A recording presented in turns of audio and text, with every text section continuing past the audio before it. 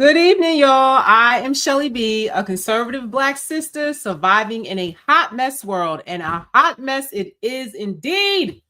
And it's been a huge hot mess since the last time I've been on here because the United States and Israel bombed Iran. So I haven't been on here since that happened because I've been very busy in my day job.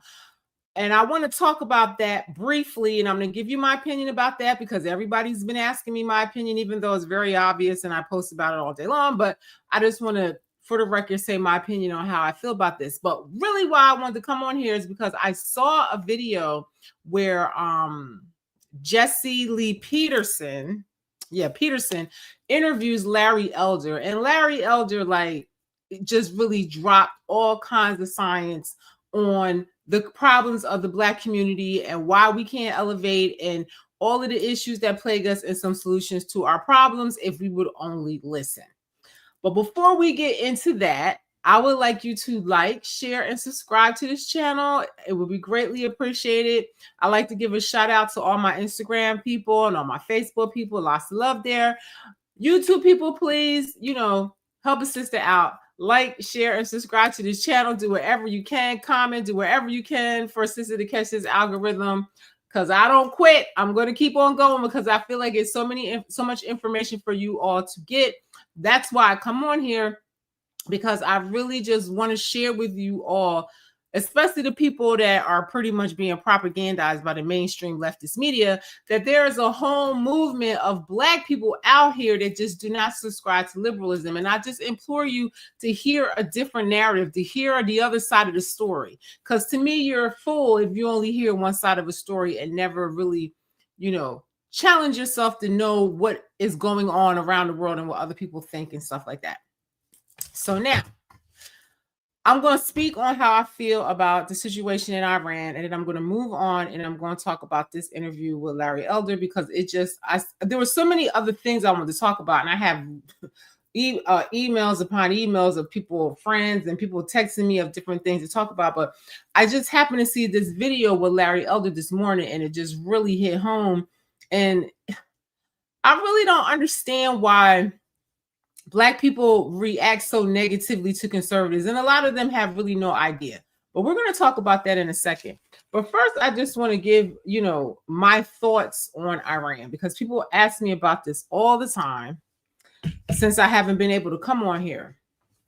Bottom line is, for me, is that two things can be true at the same time. I feel Israel does too much. I really wish the United States would, disconnect from Israel, disconnect from the European Union and Canada and all these things, and just focus on our country. That would be great. That being said, I really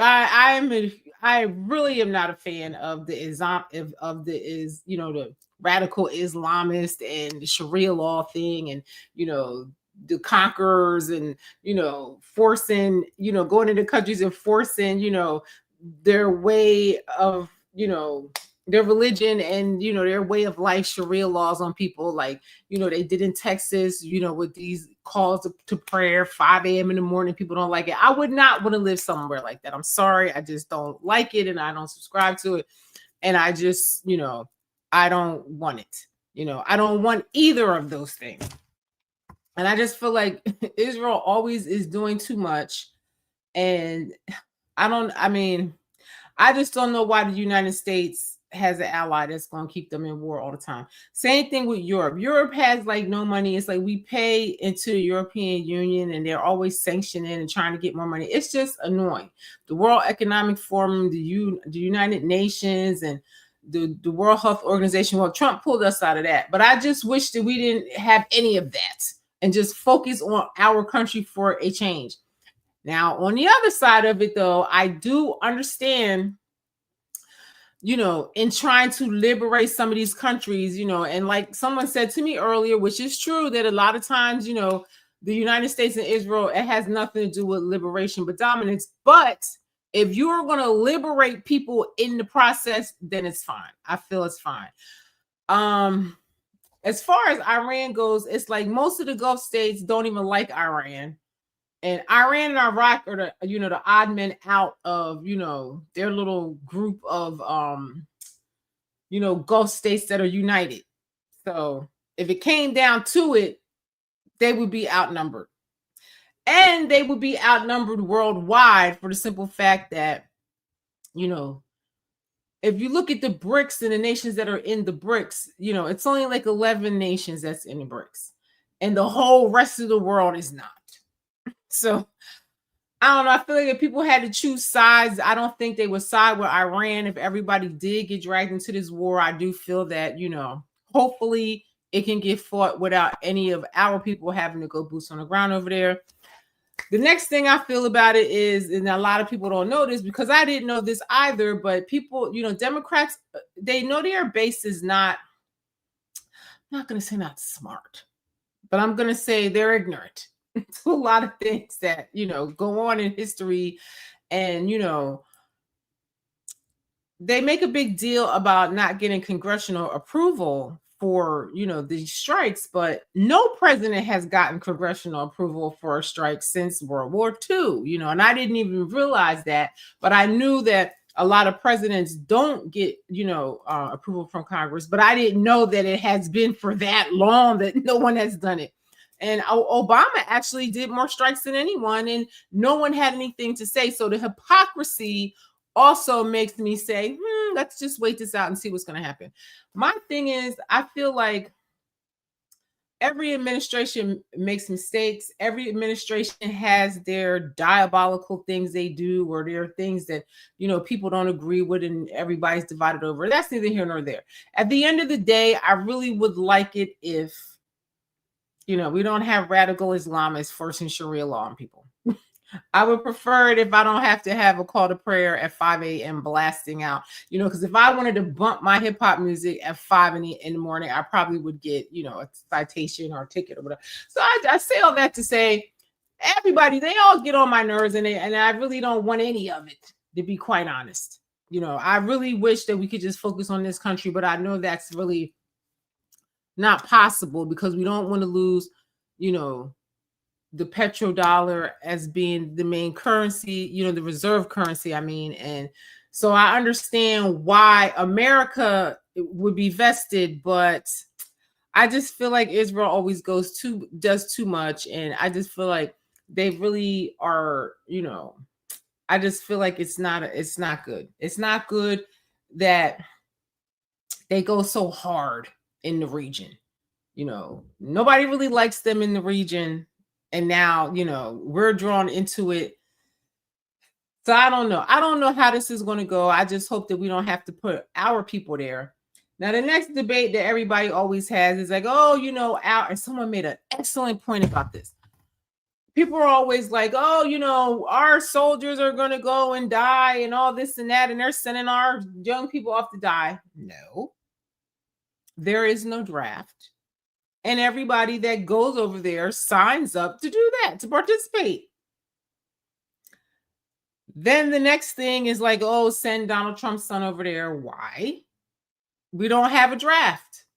So anybody that doesn't want to fight doesn't have to fight. If you don't want to get caught up in serving during a conflict, which we all know that the United States is always in many. Obama had how many, Biden had how many, in Ukraine and all that. So, the chances are you may have to be involved in some kind of conflict. Don't join the military. Now, it's always a chance that they could, make a draft. Let's hope that does not happen. We've been promised that, that would not happen, but, you never know. Look at Ukraine and the meat grinder that their people became. So I say all that to say, I feel like everybody always jumps out of the window before they really wait and see what is going to be the outcome. And I feel like we're never going to know how this presidency does until it's over. I still feel that this presidency has done more than Democrats have done for decades. There's a lot of things I'm happy with and a lot of things I'm not happy with. I can't think of anybody that loves any administration 100% unless they're a damn fool, because they're all flawed and they all make mistakes and do diabolical shit to me as far as I'm concerned. But for the most part, I'm happy. I was happy with the fact that Trump had no wars in his last term, and now he has this because of Israel. So I don't know. Hopefully it works out for the best. And they can get rid of the diabolical leaders that kill their own people. I mean, listen, the Muslims over in the Gulf states or whatever, Gulf nations, whatever, they fight amongst each other, and there's two different kinds of Muslim, and they fight back and forth. I mean, if they can't get along together, then they're not going to get along with anybody else. So that is something that I really wish we didn't have to be involved in. But again, I don't know, all the complete details, in the truth of this, and no one does. All I hope is that we don't have a bunch of terrorist attacks over here, but we've always been a target over here. We've always been a target over here. And, we know that these radical Islamists hate us, and a lot of people say they're raised to hate America. Lots of propaganda to hate America. So, and I just have to look at the fact that the people that live there are overjoyed and very grateful. Cuba's next on the horizon. I would love to see Cuba, be liberated and built up and see their economy flourish. I would love to see that for the whole world. If they have, cartels and dictators and radicals ruling them, and, it would be nice to see that not be the future for all of humanity. So that's my position on that. I'm going to move on because I don't really know what else to say. Let's just see what happens. That's all I can say. And, if you don't want your kids to be drafted, put them in college, figure it out. I don't know what you're going to do. I would definitely probably help my son dodge the draft, because I would never want my son to get him to fight for that. But people that sign up for that, that's what they sign up for. And somebody made a very good point that servicemen and our military are no different than any form of law enforcement. They know what they're getting into when they take that job, that there's a chance that you may lose your life in these streets or in some place abroad or in some type of conflict. They know that when they sign up for it. I never signed up to be a police officer because I don't want to do that. I don't want to do that. So, listen. I appreciate and thank anybody that goes out to defend this country. And that's not to say I wouldn't defend this country depending on the circumstances, because I live here and my child is here. So, civil war break out, I think I'm pretty prepared. So I say all that to say, let's just wait and see what happens with this. And y'all acting like this is the first time we've had a conflict in this country, when Obama had 9, Biden and them had Ukraine and all, and endless conflicts. It's like no one can get along in the world because everybody wants to, be the king and be the one, and they can't make fair deals to like evenly share the resources. So I really wish that we could get to that.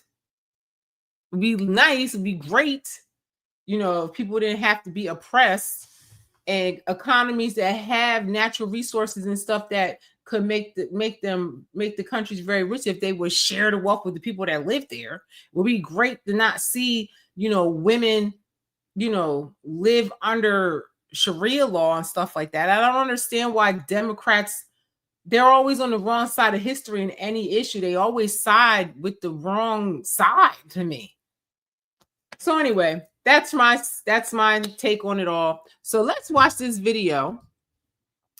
Jessie Lee Peterson and Larry Elder. I mean, honestly, I just don't understand why Black people, I mean, to me, the media and the media, the leftist media, let's say, really propagandize Black people into thinking that the Democrat Party is something for us when it hasn't been for decades. I don't think it ever has been. I don't think it ever has been. And I feel like we've been hoodwinked the whole damn time, and we've never got anything from these people. And they've gotten us to vote for them and stuff like that, and just blind faith ride with them, and we get nothing. And they think we're stupid. Like they really do think we're stupid. And the way they pander to the black base just lets you know that they think we're stupid. So this is Jessie Peterson. Jessie Lee Peterson. Now he's a character. Gonna warn you, he's a character for sure. Do I agree with him all the time? I don't know, maybe like 70%, because he can really be, you know, controversial. Let's say that. And he's a Christian minister, and actually his backstory is actually very, very interesting, because he was raised in the Jim Crow South. And he was a Democrat at one time, but like mostly all Democrats with some sense, they end up leaving. They end up leaving the party once they wake up, or once they realize that they have conservative values, which most people, I feel like majority of people do have conservative values, but they just, for whatever reason, they go against that. I don't understand, because I feel like any Christian person, liberalism just really goes against the teaching and the values. And I feel like Black people historically always have more conservative values. So let's listen to this. To me, this was fantastic. People may attack me and call me a sellout and Uncle Tom, but I rarely hear the word wrong. Yeah. That to me would bother me more than anything else. Aside from that, Jessie, over the years, I'm sure you developed the same kind of hard bark. Now, for those of you that don't know who Larry Elder is, he's a lawyer. He was a radio personality. He's a TV personality. He's a Republican conservative personality. And I just think every time he speaks, he drops signs. He just is right. And the conservative position, you're going to see what it is, because he's going to say what most conservatives are always saying. And for some reason, Black people just don't, I'm not going to say Black people, Black liberals for the most part, or just ignorant people, do not want to hear this. And I don't understand it. And this is the reason why we cannot elevate. Just listen. Over the years, you realize that when people say stuff like that, that means they're out of ammo. The thing to do if you think somebody is wrong is to marshal the facts, make an argument. Here's why you're wrong. They can't do that, so they call names. It's and he ain't never lied, because I'm telling you, anytime you debate a liberal person or an ignorant person, they're one and the same. Once they don't have any facts and receipts to stand on, oh, you're a coon, oh, you're this, oh, you're dumb, and then some of them get really indignant and curse you out and everything, because they can't articulate with any good sense or any good facts and receipts why they feel the way they do.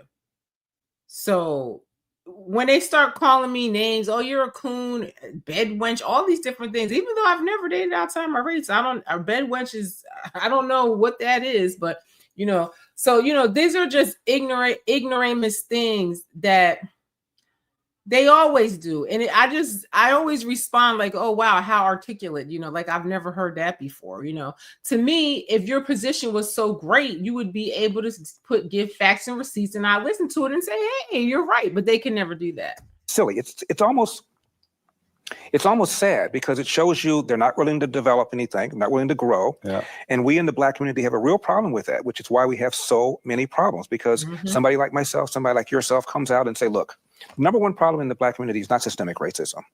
It's the large number of kids who enter the world without a father in the home. Now listen to this. Black people think that it's racism. Okay? But listen what this man is going to say what the problem is. And if you are a logical, sensible person with common sense, you will agree. Home, married to the mother. It's a problem for America in general, but it's particularly acute in the Black community, where 70% of Black kids enter the world without a father in the home, married to the mother, up from 25% back in 1965. And what's happened? The welfare state, launched by Democrat Lyndon Johnson, in 1965 has incentivized women to marry the government and incentivized men to abandon their financial and moral responsibility. And when I raise this, instead of saying, let's deal with it, why is it happening, I get attacked, which means... Now, Jessie Lee Peterson, I read just some research on him, and he was saying that when he was in Alabama, where he's from, he pretended to be on drugs or whatever, so he gets social services, and he just had a period in his life where he was just idle because he had that liberal Democrat mentality. And that is what it does. It makes you idle-minded, and it makes you feel that you are being oppressed all the time and that you can't, make it without your government and this and that. And a lot of people, they don't even want to try to get a job. They don't want their kids to get jobs because they want to keep their government assistance and stuff like that. It just creates a mentality of losers. I'm sorry. That's what it is. Means it doesn't get solved. Yeah. I was wondering, your message is for all people. It's for all people, but especially Black people. And if they were to listen to the message and follow a little bit of it, just some of it, their life would get so better. Has it ever bothered you that the Blacks, not all, now Jessie Lee Peterson, but most Black people goes against the message? Is a Christian minister. He has a whole backstory, and that's very interesting. And he was on drugs and everything like that, and he got himself together. And look how far he has come since getting rid of that liberal mindset. Yeah, it bothers me because we're not going to improve the problem until we recognize we have it. A kid raised without a father, Jessie, is 5 times more likely to be poor and commit crime, 9 times more likely to drop out of school, and 20 times more likely to end up in jail. Now, it seems to me, if that's true, I would want to know what I can do to reverse that, instead of attacking the guy that's bringing the message. Yeah. I was in Mar-a-Lago with Donald Trump about a month ago. When I dropped out of the race, we'll talk about that. And I endorsed him. And I told him that I ran as a mega candidate. And I said, I know we have a mega candidate. His name is Donald Trump. But I ran because you are not talking about some of the issues that are really affecting the country. Yeah. And if I can get you to begin talking about those, I would feel that my candidacy achieved its objective. And the number one thing I told him is the epidemic of fatherlessness. 40% of all American kids now enter the world without a father in the home, married to the mother. 25% of white kids do, which was the same percentage as was Blacks back in 1965. So you understand what he's saying here? That it's a problem across the whole country is the decline in fathers in the home. Okay? So it's a problem for Black people, but it's a problem for everybody. And this is why our society is such a hot mess. Is because there's no men around raising their children. And you need that. And I told him that a young Black male, aged 13 to 43, Jessie, is 13 times more likely to be murdered than a white male, same demo. He was shocked. He said, do you have a source for that? I said, yeah, the Centers for Disease Control. Have you heard of them? Yeah. And the number one cause of preventable death for a white teenager, or white kid, 19 and under, is accidents, like car accidents or drownings or drug overdoses. The number one cause of preventable death for a 19-year-old Black male. Now, I'm sure you all can guess what it is. And we say that the white man is our worst enemy. Under is homicide, almost always at the hands of another young Black male. Yeah. Now, it seemed to me, if this is true, my reaction would be, good Lord, what are we going to do about it? As opposed to you're an Uncle Tom, you're a sellout, you're a bootlicker, you're just saying stuff for the white people. And that is what they say. Whenever you try to, chastise the community and try to give facts and receipt like what he's doing and try to get them to do better, they get mad.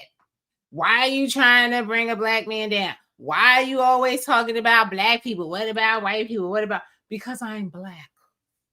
I have a Black son that lives in this country.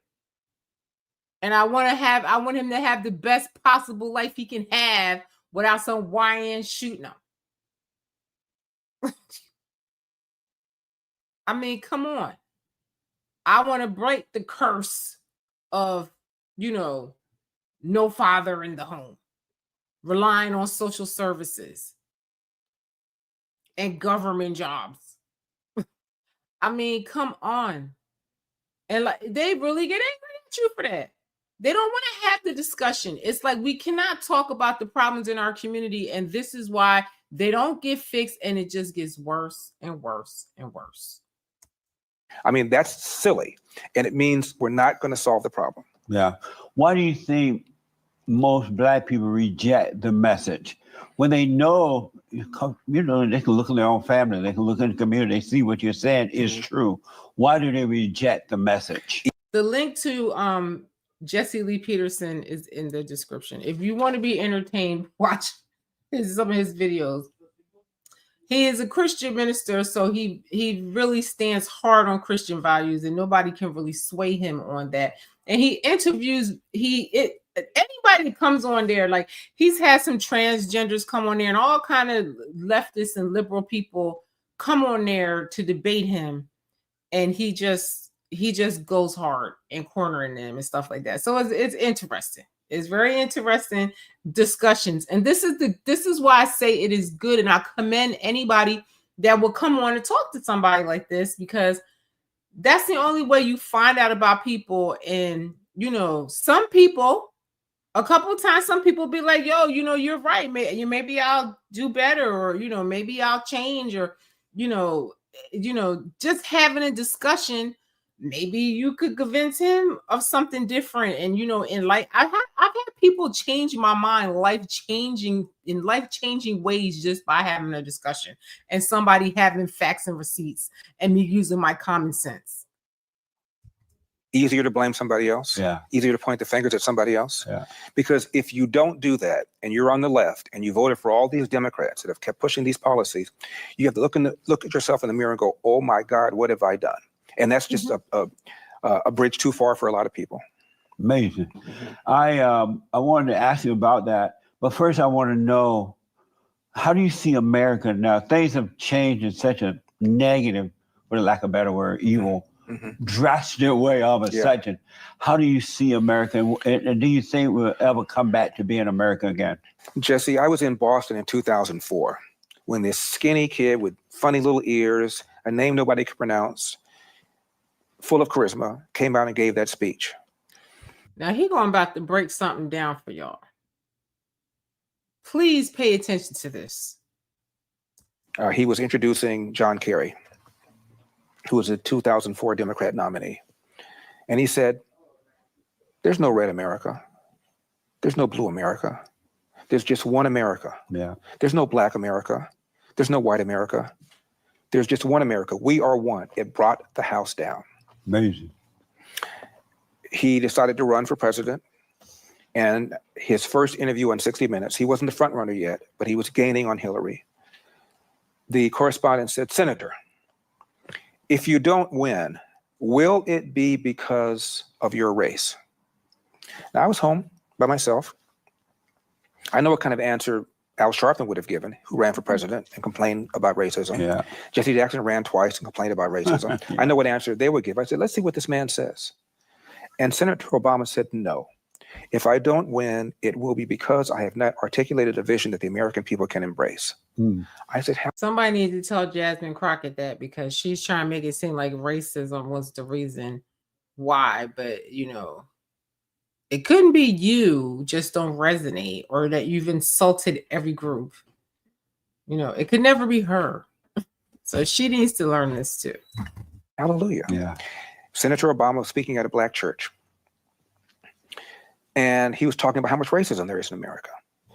Even people didn't vote for him said, all right, at the very least, I don't want Obamacare. I don't want my taxes raised. At the time, he criticized the war in Iraq. At the time, it was popular. I don't want that. But at least he will stop the nonsense about America being systemically racist and bring us together racially.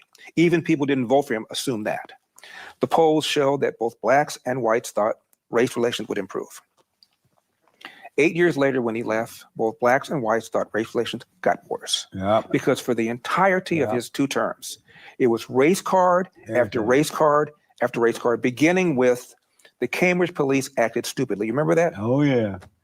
White police officer in Cambridge gets a call from a neighbor in the neighborhood who sees this guy push open the door in the neighborhood. Didn't recognize him as Henry Louis Skip Gates, who's a Harvard professor, whose house it was. Didn't recognize him. She called 911. Don't you want your neighbors to do that? Looking out for you? Cop shows up, sees this man in the house, doesn't know if he belonged to the house, and says, sir, please come out and show ID.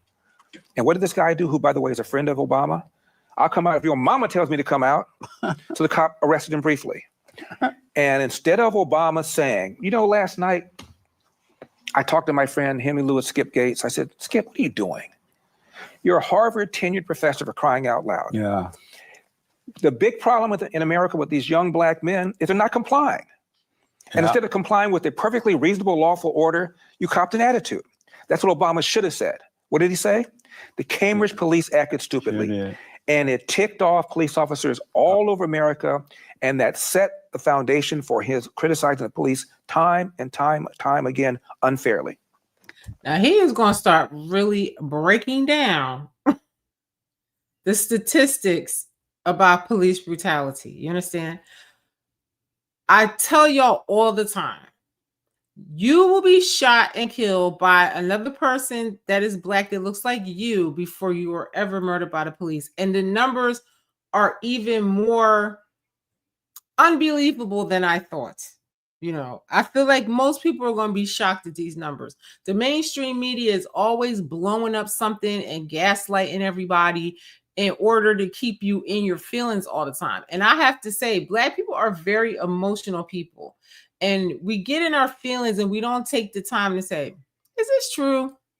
Are they just trying to gaslight me for my vote and not have to do anything for me for this vote? Like, let me just do the research. Let me just look at the policy of these people and see if they really are for me or not. Then there was, if I had a son, he looked like Trayvon, referring to Trayvon Martin. Okay, Trayvon Martin was shot and killed by a guy named George Zimmerman. Zimmerman stood trial for second-degree homicide. The jury found him not guilty. And those jurors who spoke to the media afterwards said, race had nothing whatever to do with it. Yeah. That's what started, by the way, Black Lives Matter. People think George Floyd started it. It didn't. That's what started it. So Black Lives Matter got started over a premise, and George... and Black Lives Matter turned out to be a big old scam, and there's people that started it, they going to prison, and they took all the money, and they bought mansions, and they did the most. And it's very embarrassing for black people how they carried on. George Zimmerman wasn't even black. First they said he was white, then he turns out he was Hispanic and Cuban or whatever it was. Wasn't even, he was Mongol like most of us, mongrel like most of us, and he wasn't even white. That's what started Black Lives Matter. Then Obama said in an interview, racism is in America's DNA. The same guy who said we were 90% of the way there now says racism is in our DNA.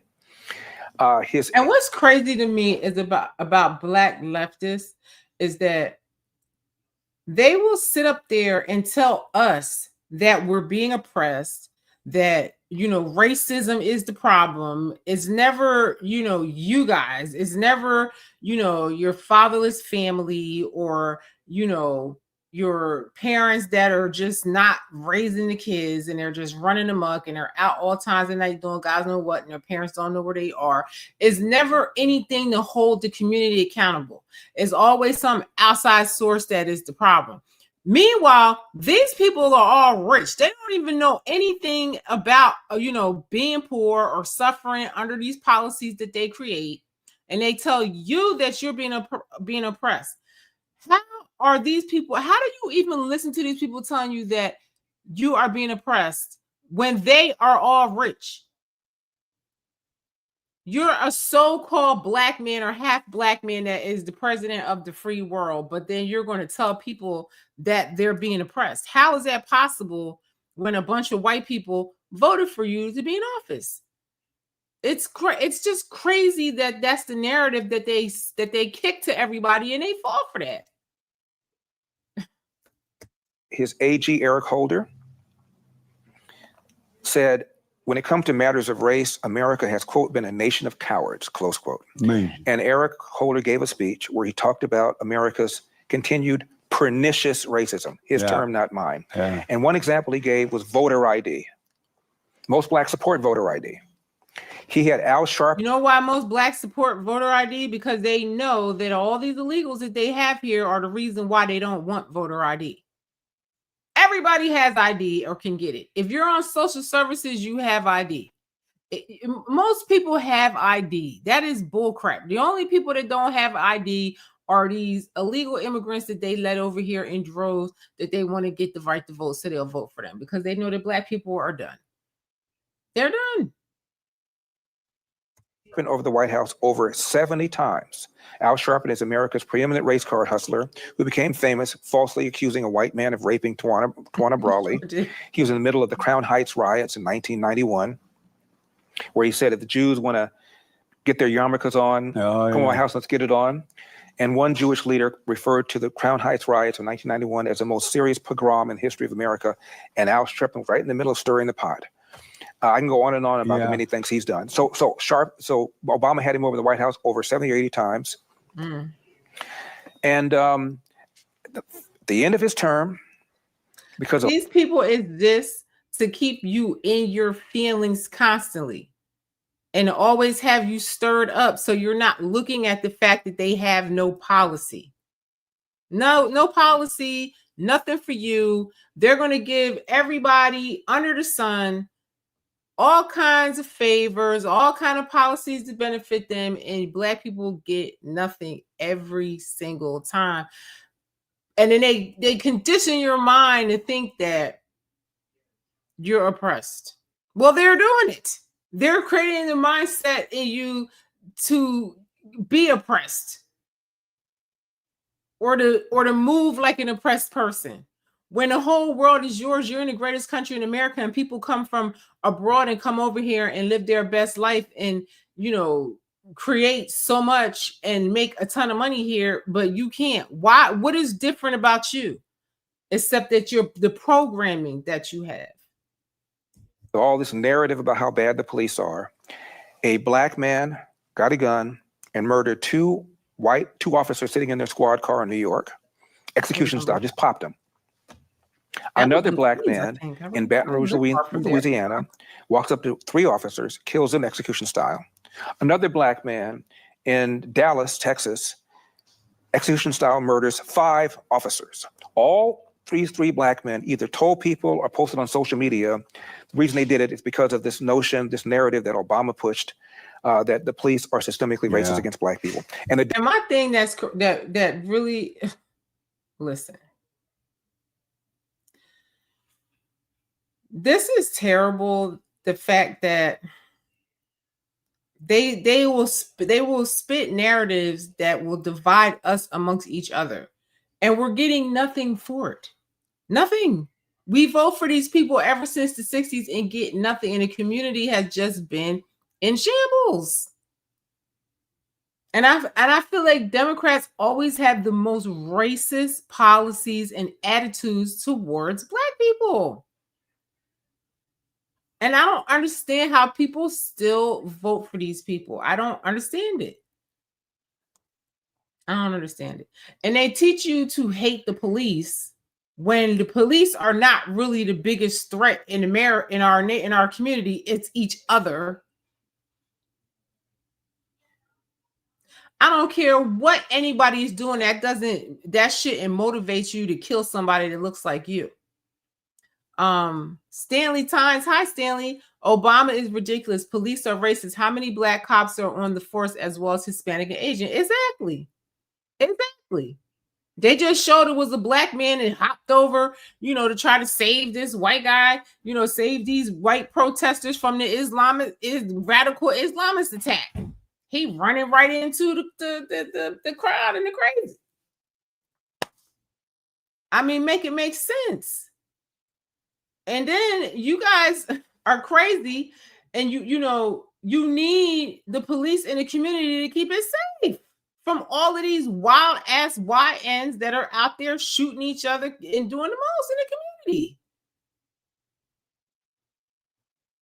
Y'all don't want ICE, and y'all mad because ICE killed 2 protesters getting in the way of their work. But what about the thousands of Americans that have been killed by illegals?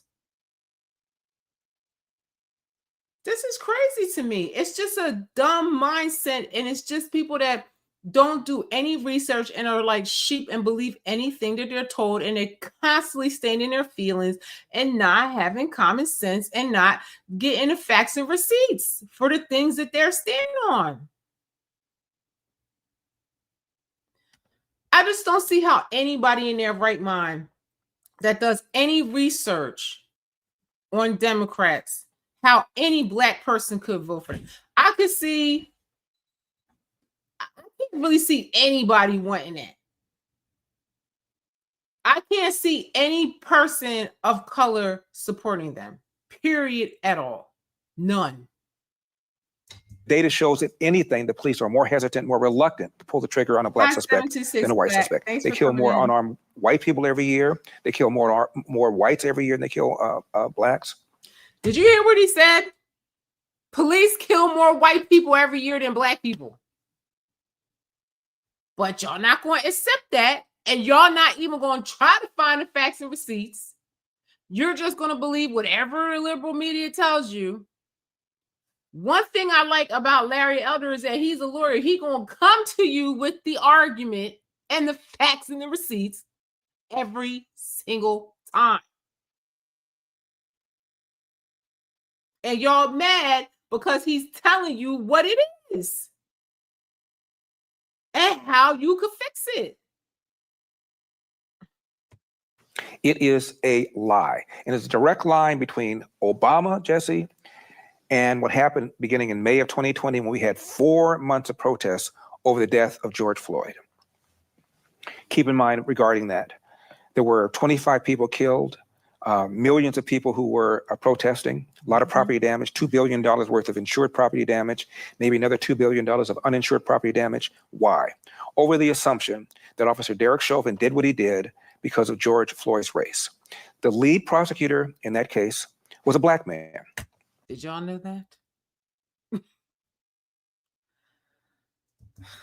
I'm a trial lawyer, and your most important statement in a trial is your opening statement, most important part of it, where you set the whole narrative.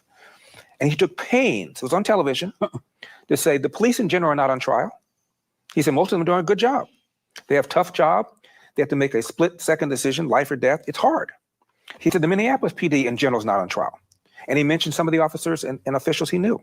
He said this individual's on trial where this individual did, and the Black prosecutor never even intimated that what Derek Chauvin did had anything to do with George Floyd's race, and Derek Chauvin was never charged with a hate crime. Yet you had all these people out there destroying property because of this assumption that what happened to George Floyd had to do with his race. Now, I don't know about the political affiliation of the people that were protesting, but I assure you, they would probably self-describe. If you ask them, are you liberal or very liberal? They probably would say, yeah, I'm very liberal. Yeah. The reason I mention that is that there is a website called policemag.com. And they asked people who self-described as very liberal, how many unarmed Black men did the police kill in 2019? 50% of the self-described very liberal people thought the police killed 1,000 unarmed Black men in 2019. 8% thought they killed 10,000. As to people that self-describe as just liberal, 39% of them thought the police killed 1,000 unarmed Black men in 2019. 5% thought they killed 10,000. The answer, according to the Washington Post database, 12. 12. Like 1, 2? 1, 2. That's the. Listen, this is what I keep telling y'all. You cannot just believe the leftist news media and the narratives that they throw to the Black community, or any community for that matter. But I'm Black, he's Black, we're all Black in this here right here, and I'm just talking to Black people. They will tell us anything, and we get in our feelings and we believe it. We don't ever look at policy. We don't ever research what they tell us, and we just run amok crazy over some bullshit. He said 11 Black people were killed by the police in 2019, and every liberal person thought that it was like 1,000. Even some people thought it was 10,000. Gap between what people think is going on and what is going on, which is why so many people are in the streets rioting, because they think this happens all the time when in fact it is rare. And just because you're unarmed does not mean you're not dangerous or reasonably perceived as dangerous. Michael Brown Ferguson was unarmed. He had just done a strong arm robbery, and his DNA was found on the officer's gun, meaning he was trying to get it. Right. So just because you're unarmed does not mean you're not dangerous. So there are very, very, very few instances of unarmed Black people who are legitimately killed for unlawful reasons every year. There are more unarmed white people that are killed for unlawful reasons than there are Blacks. It is rare. I've seen a video where a young white boy was shot because he didn't roll the window down, but he couldn't roll the window down because he had something wrong with his hand. I guess he was handicapped. I don't remember, but he had something wrong with his hand and he couldn't roll the window down. And the cop shot him through the glass. So they really want to make everything race. Democrats are the worst race baiters in the world. Race. Instead of policy. Instead of what can we do for you to make your lives better, they make everybody else's lives better, from the LGBTQ and the trans and the Asian people got, some type of protections and all this. But they never give us anything. Never. And they figure, why bother? Because they're going to vote for us regardless. Let's just go and just do whatever we feel is best for us. But now they see that the Black vote is not stable anymore. That's how they lost the last time. That's how they lost when Trump first term, and that's how they lost this term. And I don't care what nobody says, they cheated for Biden. I'm sorry. And now all the facts and receipts are coming out to show that that's the truth. So people are tired of them. They're tired. For the police to kill anybody, let alone unarmed, let alone unlawfully. So you have all these people, young Black men, who are told otherwise, pulled over by the cops. Instead of complying and cooperating, they're copying an attitude. Yeah. And as a result, something is happening that otherwise wouldn't happen. My dad always told me, when you're pulled over by the cop, make sure your left hand is at 10 o'clock, your right hand is at 2 o'clock. Say yes, sir. Say no, sir. Say yes, ma'am. Say no, ma'am. My dad wasn't a biologist. He could tell a female cop from a male cop. Let me tell you something. These police are already scared of your Black ass. I'm telling you, because of the people out here that, disproportionately will shoot you that look like us.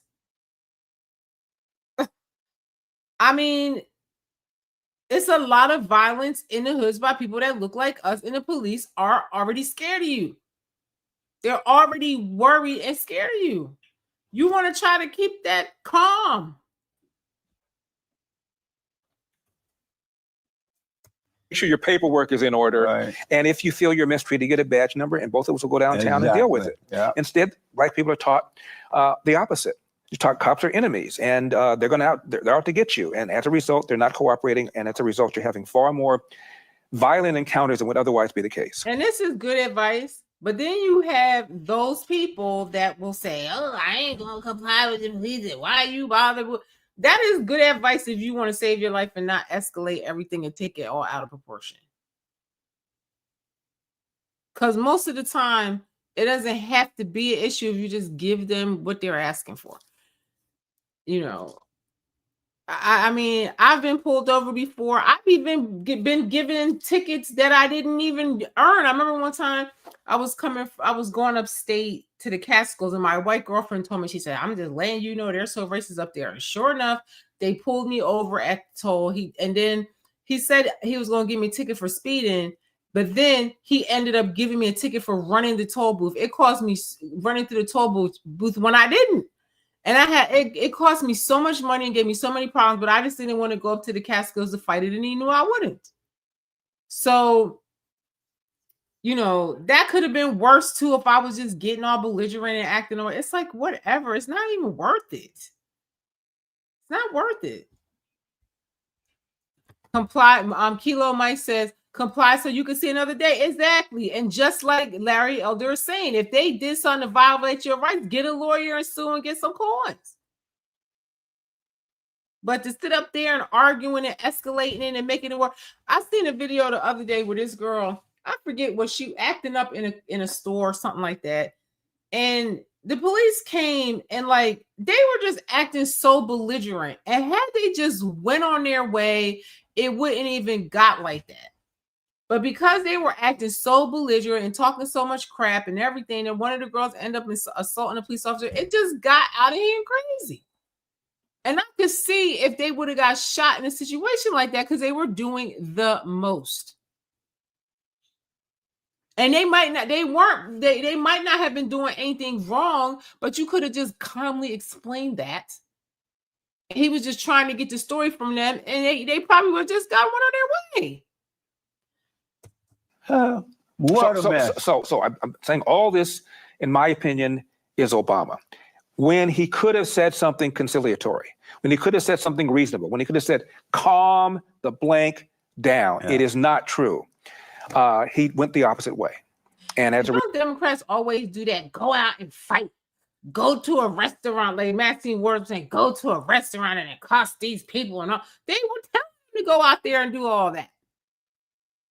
And then they were bailing them out of jail and stuff like that. They do too much. They do way too much. And they're just always just fighting and causing a problem. Then you got all these transgenders, school shootings and this and that. They're just always at the root of some crazy violence. The Tesla bombings and all this and that. Riots and all kind of crap. Every protest, every second for every little thing. It's annoying. You can't even share the country with these people. It's too much. Result, in my opinion, he took the country in a way that made us far more divisive. After all, this bright, well-educated Harvard guy who grew up under the care of his white grandparents thinks racism is a major problem in America. Yeah. Thinks America is bedeviled by systemic racism. If Obama feels that way, it must be true. Yeah. And that's what he did. Yeah, it's only gotten worse. I just don't see how anybody would fall for that. When you went to Harvard, you get in office, you're rich, and you get richer and richer and richer every year to the point where you're a billionaire, but it's oppressive here. Since then, has not gotten better. Why do you think that you named the black mayors of the cities and all the successful blacks, governors? Why don't they tell black people the truth about things? Why don't they say, well, look, you can make it. Here's how I made it. Why don't they tell the other black people? I think some of them are just hustlers, like Al Sharpton. No, he's not elected official, but Al Sharpton's just a hustler. Right. We all know he's full of it. Like the mayor of Chicago, for example, right? Like I just think he's an idiot. I just think he's just a very, very dumb. Hello, Mike says, I can't stand the Democrats. They race bait and keep us divided. My Second Amendment is under threat thanks to Scamberger. It's true. It's true. I agree with you 100%. I mean, how are you going to argue that the reason people are stealing is because of the lack of reparations? How are you going to make that argument? Right. Well, you know better. I mean, you just know better. You're the mayor of the city. We haven't had reparations. We haven't had reparations ever. All of a sudden, there's a spike in crime. It's because of the lack of reparations. Why do you think they won't tell them the truth? Instead of saying it's the family, it's this and that. Because they will be accused of blaming the victim, and they'll be accused of being a sellout. And so, but do they care about that more than they care about helping the blacks? I think part of it's power. They don't care. I think that if Barack Obama were here and he heard what I just now said about him, if he were being honest, he wouldn't disagree with any of it. Right. Why did he do it then? Yeah. Why? Because he wanted to remain in power. The Democrats remain in power by convincing 90% of black people to vote for him. How do you do that? When they've destroyed the family, when they won't allow school choice. There are 13 public high schools in Baltimore, Jessie. 0% of the kids can do math at grade level. 0. Chicago, 53 government schools. 0% of the kids can do math at grade level. Amazing. Yet the party elites, Barack Obama, Joe Biden, Elizabeth Warren, they have their own kids in private school while denying school choice for other kids. Amazing. And The reason for that is because the largest funder of the Democrats is the teachers union, and they adamantly oppose school choice, while, by the way, having their own kids in private schools. There was a study some years ago. Nationwide, 10% of American families have their kids in private school. 6% of Black families do. In Philadelphia, 49% of the public school teachers with school-age kids have their own kids in private school. In Chicago, it's 39%. Out here at LAUSD, where you and I are, it's 28%. Yeah. So the people that know the school system the best, teachers, aren't putting their own kids in it. What does that tell you? So then, why don't the Blacks, not all, but most, why don't they think for themselves? Like for me, when I moved out here and I started hearing about racism, because growing up in Alabama, I didn't hear about this stuff. Right. At some point, I started thinking for myself.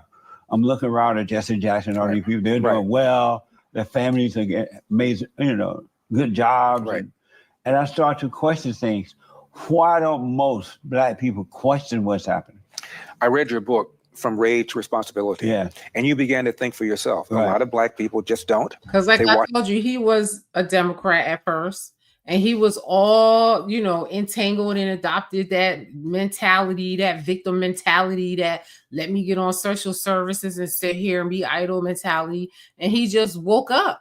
And from what I read, he said that he woke up when he, really got into the Christian faith, and he realized that Democrats do not align with the teaching at all in the faith at all.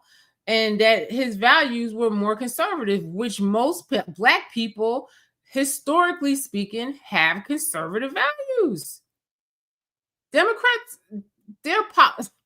let me shut up. Watch the same thing. They huddle around the same people. They complete each other's sentences. And so there's an echo chamber.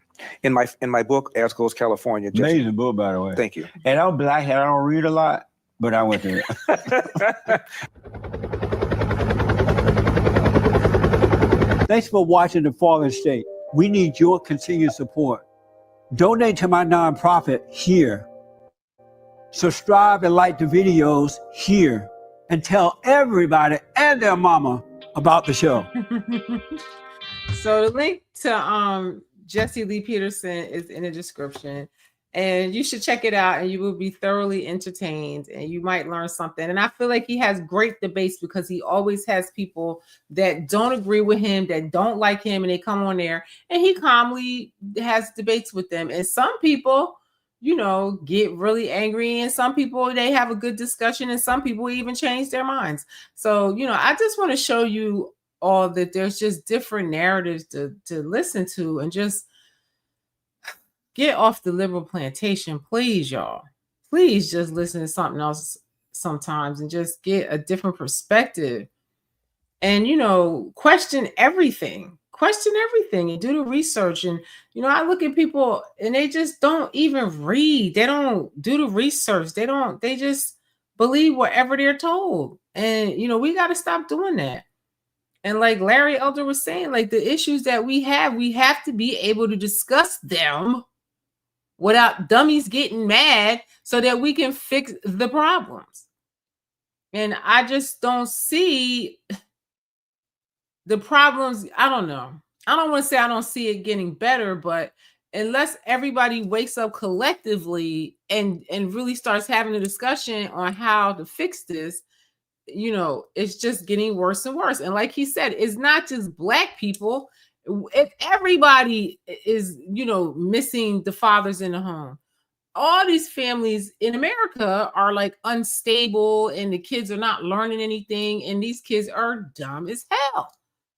And they have no social skills, and they're easily manipulated and drawn into all these crazy ideologies. And, like I was reading that certain cultures do not want their kids to go study in the States or in Europe, because they feel they're going to get indoctrinated into some liberal ideology that's crazy, which they probably will. So I'm going to get off of here now, because I am very tired. I had a very long couple of days in my day job in film production. But you guys, I can't tell you enough times, just question everything. It can't just be Trump bad, Trump bad, Trump bad. It has to be some policy somewhere. I never hear Democrats talk about anything they're going to do to make a situation better. Thank you, Mike. I appreciate you for saying that. Thank you for coming in here. I really appreciate you. I'm always glad to see you here. So you guys, you have a lovely evening and think about what I said. And just for the love of God, listen to other narratives that are opposite of what you believe, right? Listen to the facts and receipt and then have discernment and then make a decision. Listen to news from all over the world. Don't just listen to propaganda media in this country. Go and listen to the news broadcast in Iran. Go listen to, just listen to people that have a different perspective than you. Go listen to the people that actually live in Iran and hear what they have to say. I have a friend that's in Venezuela. They're overjoyed. The only thing that these people say that they just worry and hope that the United States sticks with them till they get on their feet and get their countries back. That's the only fear these people have. They are so happy to be rid of these crazy regimes.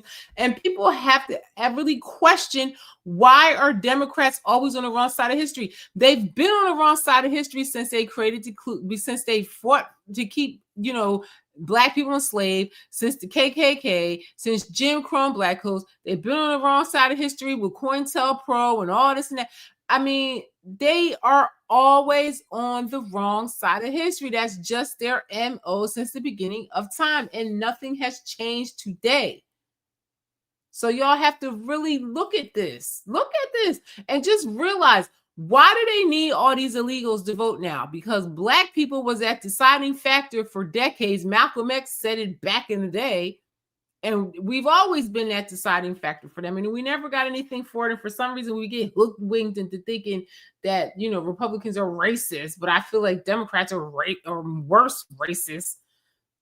I've never been treated with such bigotry and prejudice than I have by liberals. As a Black woman, I've never been treated worse by a white person, anything, than I have by liberals of all colors. So I'm just going to leave it at that.